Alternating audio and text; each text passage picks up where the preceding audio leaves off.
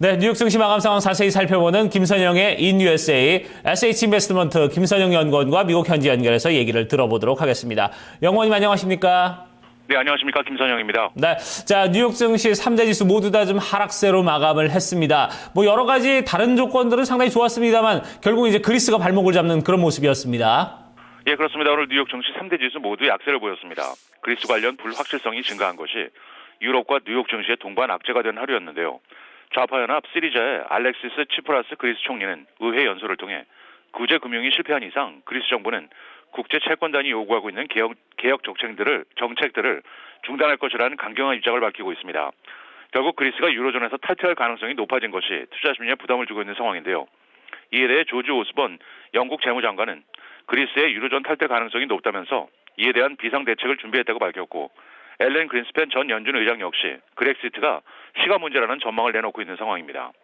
한편 석유 수출국 기구 오페크가 올 한 해 원유 수요가 증가할 것이라는 전망을 한 데 따라 오늘 WTI 가격이 3%가 상승한 $53에 마감되면서 에너지 업종 전반을 끌어올린 것이 주가 지수의 추가 하락을 저지했던 가운데 주택 건설 업종과 금광, 천연가스를 비롯해 철강 그리고 철강 등이 상승했던 반면 다우지수의 구성 종목이며 패스트푸드 업체인 맥도날드의 1월 매출이 1.8%가 감소해 예상을 하회했다는 뉴스로 1.3%가 하락하면서 관련 외식 업종이 일제히 하락한 것을 비롯해 운송업, 항공사, 금융, 소매업종 등은 하락했으며 마지막으로 오늘 10년 만기 국채금리는 지난주 대비 소폭 상승한 1.948%의 거래를 마쳤습니다.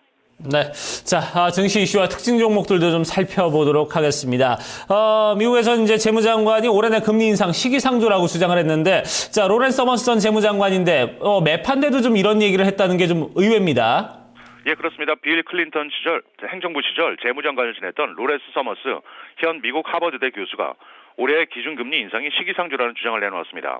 서머스 장관은 파이낸셜 타임스의 기고를 통해 섣부른 기준금리의 인상이 미국의 경기 회복에 제동을 걸고 물가 상승세를 둔화시킬 수 있다면서 자칫하면 미국도 일본이 경험했던 장기 불황, 디플레이션을 겪을 수 있다고 경고하고 있습니다.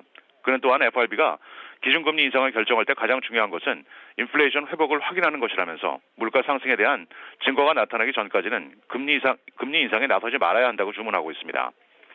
오늘 특징 종목들입니다. 중국의 전자상거래 업체 알리바바는 모바일 시장에 대한 영향력 강화를 위해 총 5억 9천만 달러를 자국의 스마트폰 업체인 메이주에 투자한다는 계획을 밝히며 0.5% 상승했습니다. 샌디에고 기반의 통신 반도체 업체 퀄컴은 반독점 위반 혐의에 대해 중국 정부에게 10억 달러를 지불키로 했다는 언론 보도로 1% 상승했는데요. 이 같은 액수는 중국이 기업에게 부과한 벌금 중 최대 액수입니다. 증권사 JP모간 체이스가 올 한 해 매출 감소 가능성이 높다면서 투자 의견을 비중 확대해서 중립으로 낮춘 데 따라 미국 최대 알루미늄 업체 알코아가 5.6%의 하락세를 보였고, 미국 2위의 장난감 업체 해스브로는 예상을 1센트 상회한 주당 1달러 22센트의 순이익과 분기 주주 배당을 기존의 43에서 46센트로 7% 인상한다는 소식에 주가는 7%의 급등세를 보였습니다. 증권사 파이퍼 제프레이의 강력 매수 추천 리스트에 올랐다는 뉴스에도 불구하고 대형 바이오 업체 길리아드 사이언스가 0.5% 하락했고, 마지막으로 지난 주말 어린이용 만화영화인 스폰지밥 극장판이 아메리칸 스나이퍼를 제치고 총 5,600만 달러의 입장 수입을 올리면서 박스오피스 1위에 올랐다는 소식에 영화 제작사인 바이오콤이 1.7%의 상승세로 거래를 마쳤습니다. 네, 자 이제 경제 지표와 일정들도 좀 체크를 해보도록 하겠습니다. 자 1월의 고용시장 지수 계속해서 좀 확장세를 이어나가는 그런 모습인데, 하지만 예상치 전달보다는 좀 낮아진 그런 수치를 보여주고 있습니다.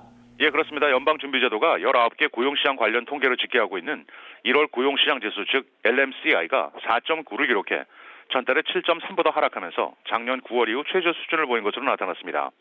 미국 고용시장의 강세가 지속되고 있지만 지난달에 그 추세가 다소 준화됐다는 것인데요. 연준은 이에 대해 별다른 설명을 하지 않고 있는 상황입니다.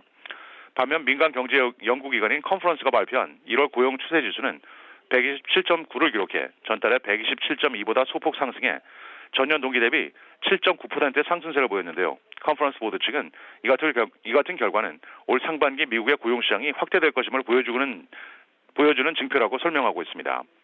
마지막으로 내일은 상무부의 12월 도매 재고와 함께 CVS 헬스, 코카콜라, 딘푸드, UBS, 몰슨 쿠어스, 웨스턴 유니언 등의 실적 발표가 예정돼 있습니다. 네, 알겠습니다. 오늘도 좋은 말씀 고맙습니다. 네, 고맙습니다. 네. 자, 계속해서 유가도 오르고 있고 미국의 10년 만기 국채 금리도 오르고 있는 그런 모습입니다. 하지만 뉴욕 증시의 3대 지수다 모두 다 좀 하락하는 이런 모습으로 마감이 됐는데요.